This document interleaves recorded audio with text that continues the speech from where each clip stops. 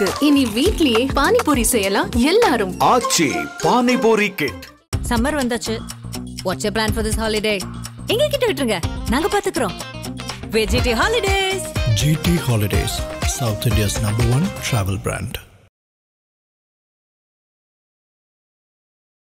பாகிஸ்தானுடைய ராணுவ தளபதி அஸ்ரீம் முனிர் வந்து நாடு திரும்பிய அந்த நாளில் கிட்டத்தட்ட 10க்கும் மேற்பட்ட தாக்குதலை இந்த தெறிக்கி தலிபான் இந்த அமைப்பு வந்து நடத்தியிருக்காங்க. ஸோ தொடர்ச்சியாக தாக்குதல் நடந்துகிட்டே தான் இருக்கு. ஆனால் இப்போ ஒரு புது ட்ரெண்டை வந்து பாகிஸ்தான் உருவாக்கணும் அப்படின்னு திட்டமிடுறாங்க. அது என்னன்னா, தங்களுடைய நாட்டுக்குள்ள இருக்கக்கூடிய தாக்குதல், ஏதாவது ஒரு தாக்குதல் நடந்துச்சு அப்படின்னா அந்த தாக்குதலுக்கான அந்த பழியை வந்து இந்தியா மேல போடணும் அப்படிங்கிற ஒரு புது ஸ்ட்ராட்டஜி. ஆபரேஷன் சிந்தூர் தொடர்ந்து வேற இந்திய அரசாங்கம் சொல்லியிருக்கு அப்படிங்கறதால மிக நிச்சயமாக அடுத்த தாக்குதல் நடத்துவாங்க அப்படின்னு சொல்லிட்டு பாகிஸ்தானுக்கு தெரியும். சோ இப்போ என்ன பண்றாங்க, அந்த ஒரு பெரிய யூனிவர்சிட்டி இருக்கு இல்லையா, தீவிரவாத யூனிவர்சிட்டி, அது எல்லாத்தையுமே சின்ன சின்ன டியூட்டோரியல் காலேஜா மாத்துறாங்க. கைபர் பக்துங்வால இப்ப இந்த தற்கொலை தாக்குதல் நடத்திருக்காங்க. இந்த தாக்குதலுக்கு இந்தியா காரணம், ஓகே எடுத்துக்கலாம். சரி, ஓகே, இந்தியா தான் பண்ணுச்சுன்னு வச்சுப்போம். கைபர் பக்துங்வால இந்த கடந்த ஒரு மாதங்கள்ல மட்டும் 20க்கும் மேற்பட்ட தாக்குதல் நடத்திருக்காங்களே, எல்லாத்துக்கும் இந்தியா தான் காரணமா? பலூச்சிஸ்தான்ல வந்து கிட்டத்தட்ட ஒரு 2 மாசத்துல மட்டும் நாங்க வந்து 30க்கும் மேற்பட்ட தாக்குதலை பலூச்சிஸ்தான் லிபரேஷன் ஆர்மி நடத்திருக்காங்க, அதுக்கும் இந்தியா தான் காரணமா? சிந்து மாகாணத்துல உங்களுடைய உள்துறை அமைச்சருடைய வீட்டுக்கு போய் அந்த போராட்டக்காரர்கள் வந்து உள்துறை அமைச்சருடைய வீட்டையே கொளுத்திருக்கிறாங்க, அதுக்கு இந்தியா தான் காரணமா? இந்தியா மீது அணு ஆயுத தாக்குதலை பாகிஸ்தான் நடத்தினால் அதற்கு பிறகு பாகிஸ்தான் என்ற ஒரு நாடு இந்திய வரைபடத்திலேயே இருக்காது அப்படின்ட்டு வந்து இவர் மிக தெளிவாக வந்து சொல்லியிருக்கிறார். இந்த ஆபரேஷன் சிந்தூர்ல இந்திய ராணுவம் எப்பேற்பட்ட ஒரு திறமையை வந்து வெளிப்படுத்துச்சு அப்படிங்கறத பாக்குறோம். அதே மாதிரி என்ன மாதிரியா நம்மளுடைய ஏர்ஃபோர்ஸ் வந்து வெளிப்படுத்துச்சு அப்படிங்கறத பாக்குறோம். ஆனா எங்கேயாவது இந்தியாவில ஒரு இடத்துல நம்மளுடைய ஏர்ஃபோர்ஸ் தளபதிக்கு வந்து எங்கேயாவது போஸ்டரோ இல்ல பேனரோ யாராவது வச்சு நம்ம பார்த்தோமா? வைக்கவே கிடையாது. அவருடைய போட்டோ எப்படி இருக்குன்னு கூட நிறைய பேருக்கு வந்து தெரியாது. சோ வந்து அப்பேற்பட்ட ஒரு சூழல் நம்ம கிட்ட இருக்கு. ஆனா அங்க என்னடானா, தோத்து அடிவாங்கி முட்டி போட்ட ஒரு நாடு, அந்த நாட்டுடைய ராணுவ தளபதிக்கு வந்து மார்ஷல் பட்டம், அதுக்கப்புறம் வந்து அங்க இருக்கக்கூடிய அந்த ராணுவ தளபதி எல்லாத்தையும் இந்தியாவுக்கு எதிராக பேசுறான்னு சொல்லிட்டு அவருக்கு ஒரு ரசிகர் மன்றம். ஆதரணியர்களுக்கு அன்பு வணக்கம். ரொம்ப முக்கியமான ஒரு செய்தியை பார்க்க போறோம். கடந்த காணொலியில பாகிஸ்தானுடைய கைபர் பக்துங்வா மாகாணத்துல ஒரு தற்கொலைப்படை தாக்குதல் நடந்துச்சு. இந்த தற்கொலைப்படை தாக்குதலை தெறிக்கி தலிபான் அப்படிங்கிற ஒரு அமைப்பு தான் வந்து முன்னெடுத்தாங்க அப்படிங்கிறத நம்ம வந்து தெளிவாக பார்த்துருந்தோம். இப்போ பாகிஸ்தான் என்ன சொல்லியிருக்காங்க அப்படின்னா, இந்த தற்கொலைப்படை தாக்குதலுக்கு காரணமே இந்தியா தான் அப்படின்னு இந்தியா மீது ஒரு பழியை வந்து போட்டிருக்கிறது பாகிஸ்தானுடைய அரசாங்கம். இது ஏன் போட்டாங்க, இதுக்கு பின்னணியில் இருக்கக்கூடிய காரணங்கள் என்ன, அதே மாதிரி இது இந்தியா இதில் என்ன சொல்லியிருக்கு அப்படிங்கிற விஷயத்த ரொம்ப விரிவாக பார்ப்போம். முதல் விஷயம், பாகிஸ்தான்ல உள்ளுக்குள்ள இருக்கக்கூடிய அந்த போராளிகள் அமைப்பு நடத்துகின்ற தாக்குதல் அப்படிங்கிறது பாகிஸ்தான்ல ஒன்றும் புதுசா நடக்கல. Balochistan liberation army, Baloch guards அப்படின்னு சொல்லிட்டு நிறைய அமைப்புகள் இருக்கிறாங்க. இந்த அமைப்புகள் ஒரு மாவட்டத்திலையும் வந்து தங்களுடைய கட்டுப்பாட்டில் வச்சுட்டு அவங்க தாக்குதலை வந்து நடத்திக்கிட்டே இருக்காங்க தொடர்ச்சியா. கைபர் பக்துங்வால தெறிக்கி தலிபான் அப்படிங்கிற அந்த அமைப்பு தொடர்ச்சியாக தாக்குதலை வந்து நடத்திட்டு இருக்குது. குறிப்பாக அமெரிக்கால இருந்து பாகிஸ்தானுடைய ராணுவ தளபதி அஸ்ரீம் முனிர் வந்து நாடு திரும்பிய அந்த நாளில் கிட்டத்தட்ட 10க்கும் மேற்பட்ட தாக்குதலை இந்த தெறிக்கி தலிபான் இந்த அமைப்பு வந்து நடத்தியிருக்காங்க. ஸோ தொடர்ச்சியாக தாக்குதல் நடந்துகிட்டே தான் இருக்கு. ஆனால் இப்போ ஒரு புது ட்ரெண்டை வந்து பாகிஸ்தான் உருவாக்கணும் அப்படின்னு திட்டமிடுறாங்க. அது என்னன்னா, தங்களுடைய நாட்டுக்குள்ள இருக்கக்கூடிய தாக்குதல், ஏதாவது ஒரு தாக்குதல் நடந்துச்சு அப்படின்னா அந்த தாக்குதலுக்கான அந்த பழியை வந்து இந்தியா மேல போடணும் அப்படிங்கிற ஒரு புது ஸ்ட்ராட்டஜி. இது என்ன ஒரு மட்டமான ஒரு ஸ்ட்ராட்டஜி அப்படிங்கிறது பார்க்குற எல்லாருக்குமே வந்து புரியும். ஏன் இது ஸ்ட்ராட்டஜின்னு சொல்கிறேன் அப்படின்னா, அவங்களுடைய பாகிஸ்தானுடைய ராணுவ தளபதி அஸ்ரீம் முனிர் ரொம்ப ரீசெண்டாக ஒரு ஃபங்க்ஷனில் பேசினதை நம்ம பதிவு பண்ணியிருந்தோம். என்ன பேசியிருந்தாரு, அதாவது இந்தியா தான் லார்ஜஸ்ட் ஸ்பான்சர் ஆஃப் டெரர், அதாவது வந்து இந்த தீவிரவாதத்தை ஊக்குவிப்பது, அவர்களுக்கு வந்து பணம் கொடுப்பது, இது எல்லாமே இந்தியா தான் அப்படின்னு வந்து ஃபர்ஸ்ட் அந்த நபர் வந்து குற்றம் சாட்டார். ஸோ இவர் ஏன் இப்படி சொன்னார் அப்படிங்கிற அந்த ஒரு சந்தேகம் எழுந்துட்டு இருக்கும்போது அடுத்தபடியாக அங்கே ஒரு தாக்குதல் நடக்குது. தாக்குதலுக்கு காரணமே இந்தியா தான் அப்படின்ட்டு போகிறாங்க. இது எல்லாம் ஏன் போகிறாங்க அப்படின்னா, இவர்கள் தீவிரவாதிகளை சொந்த நாட்டிலேயே உருவாக்குகிறாங்க. ஆபரேஷன் சிந்தூருக்கு பிறகு அங்கே வந்து இந்தியாவால் தகர்க்கப்பட்ட தீவிரவாத முகாம்கள் மீண்டும் வந்து இவங்க கட்ட தொடங்கிட்டாங்க. முன்னாடி வந்து ஒரு இடத்துல அப்படியே பல்காக ஒரு பெரிய ஒரு யூனிவர்சிட்டி, தீவிரவாதிகளுக்கு ஒரு யூனிவர்சிட்டி மாதிரி கட்டுவாங்க அவங்க. எக்ஸாம்பிள் மர்கா சுபானல்லா, அது வந்து ஒரு தீவிரவாத யூனிவர்சிட்டி. அங்கே தான் இந்தியா தாக்குதல் நடத்தியது. இப்போ இந்த தாக்குதலை வந்து இந்தியா நடத்துது, கண்டிப்பாக நடத்தும், அதுவும் ஆப்ரேஷன் சிந்தூர் தொடருதுன்னு வேற இந்திய அரசாங்கம் சொல்லியிருக்கு. அப்படிங்கிறதால மிக நிச்சயமாக அடுத்த தாக்குதல் நடத்துவாங்க அப்படின்னு சொல்லிட்டு பாகிஸ்தானுக்கு தெரியும். ஸோ இப்போ என்ன பண்ணுறாங்க, அந்த ஒரு பெரிய யூனிவர்சிட்டி இருக்கு இல்லையா, தீவிரவாத யூனிவர்சிட்டி, அது எல்லாத்தையுமே சின்ன சின்ன டுட்டோரியல் காலேஜாக மாற்றுறாங்க. டுட்டோரியல் காலேஜாக மாற்றி காட்டுக்குள்ளே அங்கே இங்கேன்னு சொல்லிட்டு அதை சின்ன சின்ன இடமா மாற்றி இப்போ அந்த மாதிரியான ஒரு டெரர் கேம்ப் கன்ஸ்ட்ரக்ஷன் அப்படிங்கிறத பாகிஸ்தான் வந்து முன்னெடுத்து போகிறாங்க. இது எந்த அளவுக்கு ஒரு கேவலமான செயல் அப்படிங்கிறது ஊர் உலகத்தில் இருக்கக்கூடிய எல்லா நாடுகளுக்குமே தெரியும். ஆனால் இது பாகிஸ்தானுக்கு மட்டும் தெரியாது. ஸோ இந்த விஷயத்துல இருந்தெல்லாம் திசை திருப்பணும். அதே மாதிரி தொடர்ச்சியாக நம்ம வந்து தீவிரவாத நாடுன்னு சொல்லிட்டு ஒரு நிமிடமும் வந்து இந்த உலக நாடுகள் மத்தியில் எக்ஸ்போஸ் பண்ணிட்டு இருக்கக்கூடிய இந்தியாவுக்கு ஒரு அவப்பெயரை ஏற்படுத்தணும் அப்படிங்கிறதுக்காக இப்போ உள்ளுக்குள்ள ஒரு தாக்குதல் நடந்துதான் கைபர் பக்துங்வால. அதுக்கு இந்தியா காரணமா? சரி, கைபர் பக்துங்வால இப்போ இந்த தற்கொலை தாக்குதல் நடத்தியிருக்காங்க.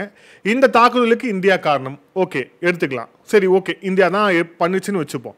கைபர் பக்துங்வால இந்த கடந்த 1 மாதங்களில் மட்டும் 20க்கும் மேற்பட்ட தாக்குதல் நடத்தியிருக்காங்களே, எல்லாத்துக்கும் இந்தியா தான் காரணமா? பலூச்சிஸ்தானில் வந்து கிட்டத்தட்ட ஒரு 2 மாசத்துல மட்டும் நாங்கள் வந்து 30க்கும் மேற்பட்ட தாக்குதலை பலூச்சிஸ்தான் லிபரேஷன் ஆர்மி நடத்தியிருக்கிறாங்க. அதுக்கும் இந்தியா தான் காரணமா? சிந்து மாகாணத்தில் உங்களுடைய உள்துறை அமைச்சருடைய வீட்டுக்கு போய் அந்த போராட்டக்காரர்கள் வந்து உள்துறை அமைச்சருடைய வீட்டையே கொளுத்திருக்கிறாங்க. அதுக்கு இந்தியா தான் காரணமா?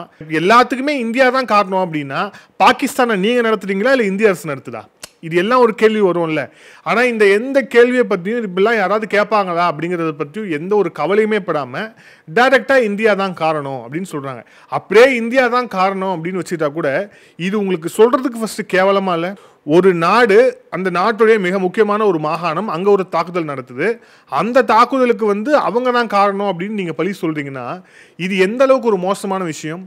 இந்தியா உங்கள் மேலே தாக்குதல் நடத்தணும், பாகிஸ்தான் மீது தாக்குதல் நடத்தணும் அப்படின்னா சொல்லியே தாக்குதல் நடத்தலாம். ஏன்னா அவ்வளவு நியாயமான காரணங்கள் அப்படிங்கிறது இந்தியா தரப்புல இருக்கு. அதுவும் குறிப்பா இந்த புதிதாக வந்து கட்டமைக்கப்பட்டிருக்கக்கூடிய தீவிரவாத முகாம்கள் மீது இன்னமும் நினைச்சோம் அப்படின்னா வந்து இந்தியாவால் தாக்குதல் நடத்த முடியும். பாகிஸ்தான் ஆக்குபைட் காஷ்மீர் அப்படிங்கிறது இந்தியாவோட பகுதி.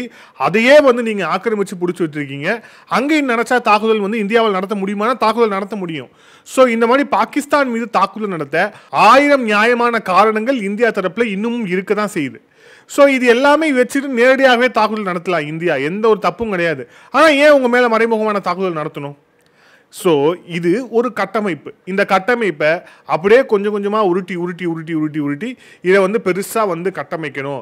பாருங்கள், எங்களுடைய இராணுவ வீரர்கள் கிட்டத்தட்ட வந்து 13 பேரை வந்து இந்தியா வந்து கொன்று விட்டது அப்படின்னு வந்து சொல்லணும் அப்படின்ட்டு வந்து அவங்க வந்து ஒரு கட்டமைப்பு வந்து கொண்டு போகிறாங்க அப்படிங்கிறத பார்க்குறோம். ஓகே, இதில் 2வது செய்தியை பார்ப்போம். இந்த சம்பவம் அப்படிங்கிறது இந்தோனேஷியாவில் நடந்திருக்கிறது. அதுவும் குறிப்பாக நம்ம வந்து அந்த அசிம் முனீருடைய அந்த திமிரு பேச்சு அப்போவே நாம் ஒரு விஷயத்தை குறிப்பிட்டோம், நிச்சயமாக இந்தியா இதற்கு வந்து பதிலடி கொடுக்கும் அப்படின்னு.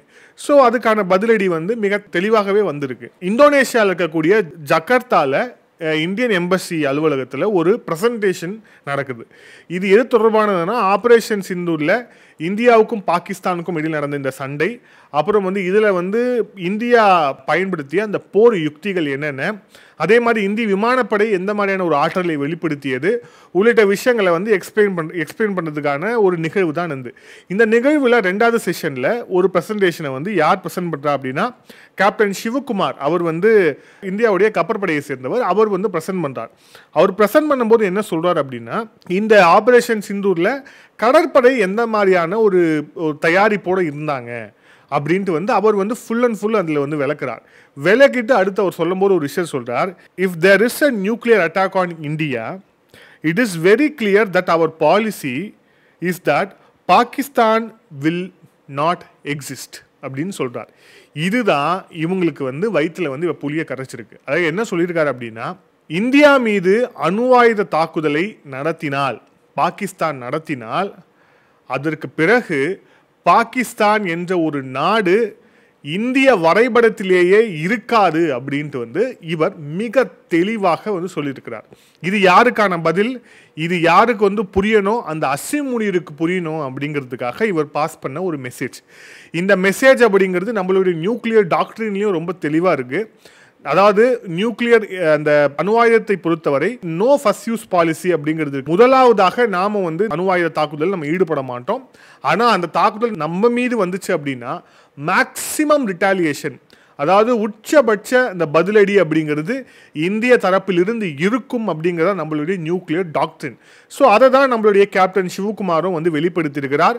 அதுவும் அவர் கொடுத்த எச்சரிக்கை அப்படிங்கிறது பாகிஸ்தான் ஒரு நாடே இருக்காது ஜாக்கிரதை அப்படின்னு சொல்லிட்டு அவர் சொல்லியிருக்க விஷயங்கள் இருக்குல்ல, இது யாருக்கு புரியணுமோ இல்லையோ அங்கே இருக்கக்கூடிய இஸ்லாமாபாத் அரசாங்கத்திற்கு புரியணும். உள்நாட்டில் நடந்துட்டு இருக்கக்கூடிய விஷயங்கள் இதை எப்படியா திசை திருப்பணும். உள்நாட்டில் இருக்கக்கூடிய அந்த தீவிரவாத குழுக்களை அடக்கிறதுக்கு துப்பு கிடையாது. இவங்களுக்கு வந்து அதை வந்து எப்படியாவது உள்நாட்டு மக்கள்கிட்ட இருந்து உருட்டணும். அதாவது இதெல்லாம் நாம் வந்து எல்லாமே நம்மளுடைய கட்டுப்பாட்டில் தான் இருக்குது, ஆனால் நம்ம கட்டுப்பாட்டை மீறி இந்தியா வந்து செயல்படுது பாருங்க, இந்தியா தான். அதாவது இவங்க தொடர்ச்சியாக இந்தியாவை எதிரியாக வந்து காண்பிப்பது, சித்தரிப்பது அப்படிங்கிற அந்த விஷயம் எல்லாமே எதுக்கு அப்படின்னா, இவங்க தொடர்ச்சியாக உள்ளூரில் இருக்கக்கூடிய அந்த மக்கள், பாகிஸ்தான் மக்கள் மத்தியில் அவங்க வந்து ஒரு ஹீரோவாக தெரியணும். ஏன்னா பாகிஸ்தான் மக்களுடைய மனநிலை அப்படிங்கிறதும் அப்படிதான் இருக்கு. அவங்க வந்து யார் இந்தியாவை எதிர்க்கிறாங்களோ, யார் இந்தியாவை வந்து திட்டுறாங்களோ, யார் இந்தியாவை வந்து அழிச்சிடுவேன் ஒழிச்சிடுவேன் அணு ஆயுதம் இருக்கு அதை போட்டுருவேன் இதை போட்டுருவேன் சொல்றாங்களோ அவங்க வந்து ஒரு ஹீரோவாயிடுறாங்க. அசீம் முனிருக்கு அங்கே வந்து இப்போ இந்த ஆப்ரேஷன் சிந்தூரில் இந்திய ராணுவம் எப்பேற்பட்ட ஒரு திறமையை வந்து வெளிப்படுத்துச்சு அப்படிங்கிறத பார்க்குறோம். அதே மாதிரி என்ன மாதிரியான நம்மளுடைய ஏர்ஃபோர்ஸ் வந்து வெளிப்படுத்துச்சு அப்படிங்கிறத பார்க்குறோம். ஆனால் எங்கேயாவது இந்தியாவில் ஒரு இடத்துல நம்மளுடைய ஏர்ஃபோர்ஸ் தளபதிக்கு வந்து எங்கேயாவது போஸ்டரோ இல்லை பேனரோ யாராவது வச்சு நம்ம பார்த்தோமா? வைக்கவே கிடையாது. அவருடைய ஃபோட்டோ எப்படி இருக்குன்னு கூட நிறைய பேருக்கு வந்து தெரியாது. ஸோ வந்து அப்பேற்பட்ட ஒரு சூழல் நம்மக்கிட்ட இருக்கு. ஆனால் அங்கே என்னடானா தோத்து அடி வாங்கி முட்டி போட்ட ஒரு நாடு, அந்த நாட்டுடைய இராணுவ தளபதிக்கு வந்து மார்ஷல் பட்டம், அதுக்கப்புறம் வந்து அங்கே இருக்கக்கூடிய அந்த இராணுவ தளபதி எல்லாத்தையும் இந்தியாவுக்கு எதிராக பேசுறான்னு சொல்லிட்டு அவருக்கு ஒரு ரசிகர் மன்றம். இந்த மாதிரியான கேலி கூத்துலாம் வந்து அங்கே மட்டும்தான் நடக்கும். ஸோ இதற்கு தான் மிக மிக ஒரு நெத்திப்புட்டில் அடித்த மாதிரியான ஒரு பதிலை நம்மளுடைய இந்தியா கொடுத்துருக்கிறது நம்மளுடைய கேப்டன் சிவகுமாரை வச்சு அப்படிங்கிறத பார்க்குறோம். இதில் இன்னொரு முக்கியமான செய்தி என்னென்னா, இது எங்கே பேசப்பட்டது அப்படிங்கிற ஒரு விஷயம் இந்தோனேஷியாவில் பேசப்பட்டிருக்கிறது. ஸோ இது வந்து நம்ம மண்ணில் நம்ம ஊரில் எங்கேயோ ஒரு டிஃபென்ஸ் காலேஜில் எங்கேயோ ஒரு இடத்துல நடந்துச்சு அப்படின்னா இது வந்து ஒரு சர்வதேச செய்தியாக மாறுவதற்கு வாய்ப்பு இல்லை, இது வந்து உள்ளூர் செய்தியாக மாறும். ஆனால் ஒரு வேற ஒரு தேசத்துக்கு போய் அந்த தேசத்துடைய ஏர்ஃபோர்ஸ் யூனிவர்சிட்டி அவங்க வந்து ஆர்கனைஸ் பண்ண ஒரு நிகழ்வில் 2வது செஷனில் ஒரு அதிகாரி, ஒரு இந்தியாவுடைய கடற்படையுடைய கேப்டன் இந்த மாதிரியான தகவலை சொல்லியிருக்காரு அப்படின்னா அது பாகிஸ்தானுக்கு அளிக்கப்பட்ட பதில். இந்த பதில் அப்படிங்கிறது மிக குறிப்பாக அசீம் முனிர் பேசிய அந்த திமிர் பேச்சுக்கான ஒரு பதிலடி. மீண்டும் இன்னொரு காணொலியில் சந்திப்போம். அது நன்றி, வணக்கம்.